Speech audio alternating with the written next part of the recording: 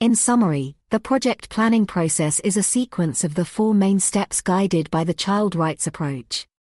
1. Child Rights Situation Analysis.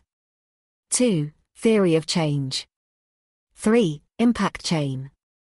4. Logical framework. The CRSA is the first step within the project planning cycle while using a child rights approach. The analysis provides a thorough assessment of the area and context in which the project will be implemented and reveals the main child right violations, its root causes, and the role of the relevant duty bearers and stakeholders. This analysis poses the basis for identifying required changes and strategies defined in the theory of change. As children are the main stakeholders to be involved in the analysis, it will help Aisha and her colleagues to get a first idea of the children's perspectives and opinions.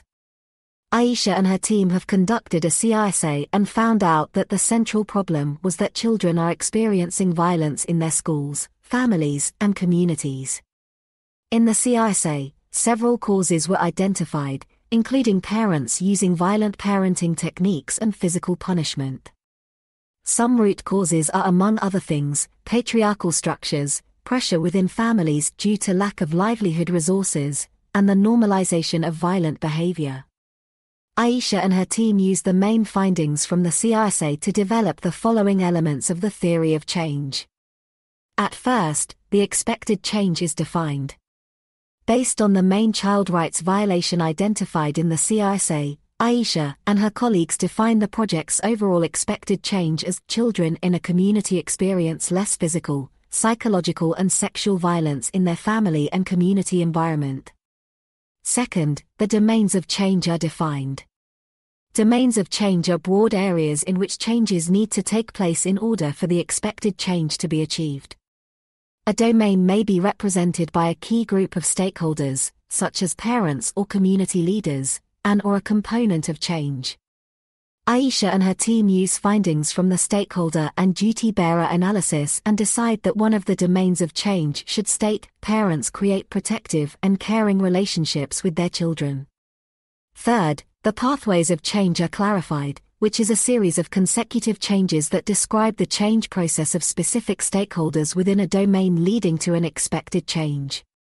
The visualization of the links between the intermediate changes is a helpful tool to show how one change leads to another change.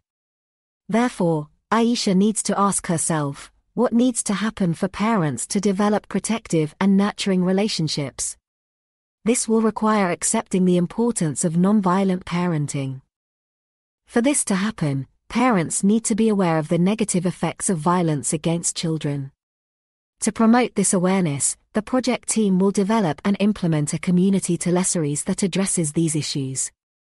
Lastly, the definition of assumptions plays a crucial role in the TOC, as this makes explicit why the project team believes that change is possible, how one change can lead to another, under what conditions change will occur, and which actors need to be involved for it to happen.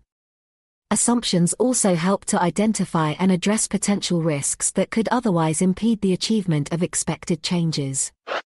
Is this video helpful in planning your KNH project? You can find more detailed information in the info sheets on project planning. We welcome your feedback or questions to our quality development team.